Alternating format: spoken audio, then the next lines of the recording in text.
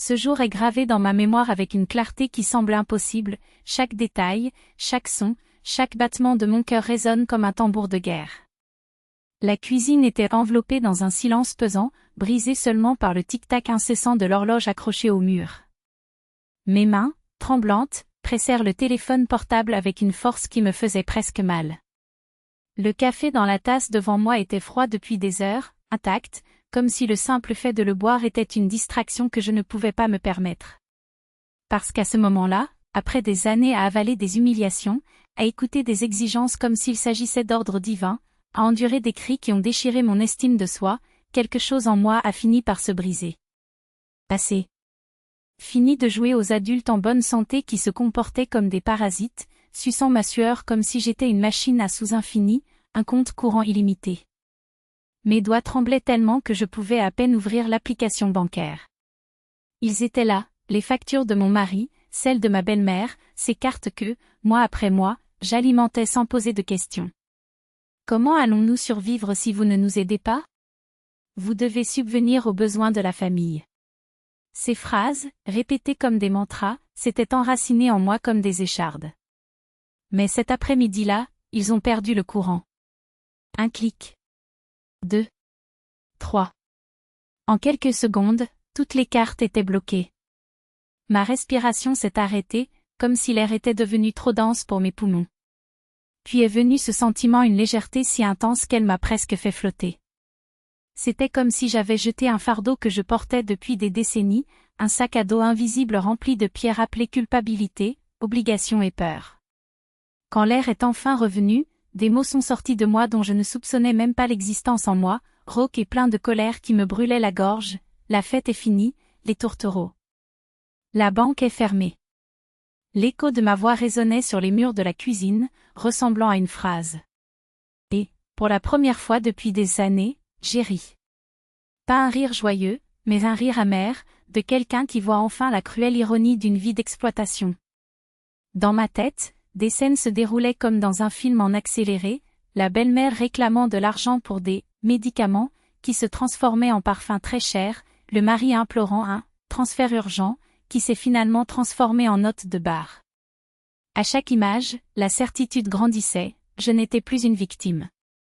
J'étais maître de mon destin. Cette nuit-là, la maison tomba dans un silence étrange, brisé uniquement par les pas nerveux de mon mari dans le couloir et les sanglots étouffés de ma belle-mère dans la cuisine. Ils étaient désorientés, comme si le sol avait disparu sous leurs pieds. Lui, qui agissait auparavant comme si le monde lui appartenait, rafraîchissait désormais son téléphone portable de manière obsessionnelle, espérant un miracle, un avis de la banque, une erreur dans le système. Mais l'écran restait implacable, accès bloqué. Trouver une agence.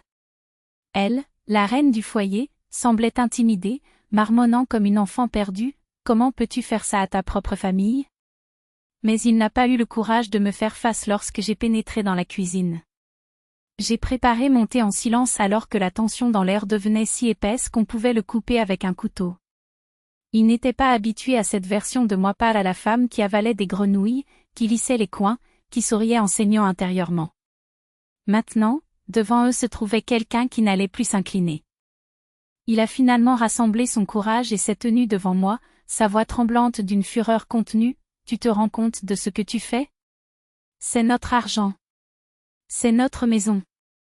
C'est notre ordre. » Je levai lentement les yeux, rencontrant son regard. Notre? Un rire sec s'échappa de mes lèvres. Où étais-tu quand ta mère me soufflait chaque centime pour acheter des choses dont elle n'avait même pas besoin? Où étais-tu quand elle dépensait la moitié de son salaire dans les bars, pendant que je comptais les pièces pour acheter des baskets à notre fils? Son visage devint rouge, les mots moururent dans sa gorge. La belle-mère, entendant tout, explosa. « Ah, alors c'est comme ça. Tu crois qu'on ne peut pas survivre sans toi? Voyons qui rira le dernier. » Mais sa voix manquait de conviction. Elle le savait, la fontaine était à sec. Et il ne restait que haine et impuissance. Je l'ai regardé longuement avant de répondre calmement, presque en murmurant, « Je viens de vous rendre la responsabilité de votre vie. Maintenant, vis avec ce que tu as. Parce que je vais vivre la mienne. » Ils n'ont pas compris tout de suite. Ce n'est que lorsqu'elle a essayé d'effectuer un achat et que la carte a été refusée, lorsque son téléphone portable s'est rempli de notifications de transactions refusées, que la réalité les a frappés comme un coup dur. Elle a ramené son fils à la maison en criant « De quelle absurdité s'agit-il ? Comment osez-vous nous couper l'accès ? C'est l'argent de la famille. » J'étais assis à table, en train de boire mon thé, lorsqu'ils ont fait irruption dans la pièce. Lui, derrière elle, ressemblait à un garçon pris sur le fait. « L'argent de la famille ?» répétai-je en mettant la tasse de côté. « Non. C'est mon argent.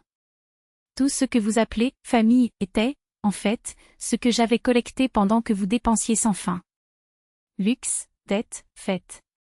Et que restait-il pour moi et les enfants ? Des miettes. Elle a essayé de protester, mais je l'ai arrêtée d'un regard. Non.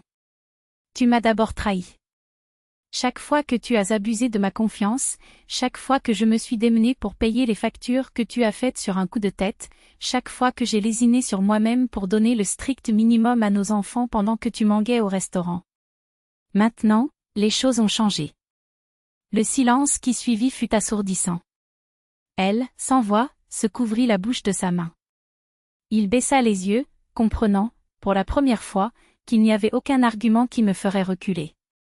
Alors qu'il sortait, je savais qu'une ligne avait été franchie et qu'il n'y avait pas de retour en arrière. Pour la première fois depuis des années, j'ai senti quelque chose de nouveau palpiter dans mes veines, le pouvoir. Non pas le pouvoir de dominer, mais le pouvoir de choisir.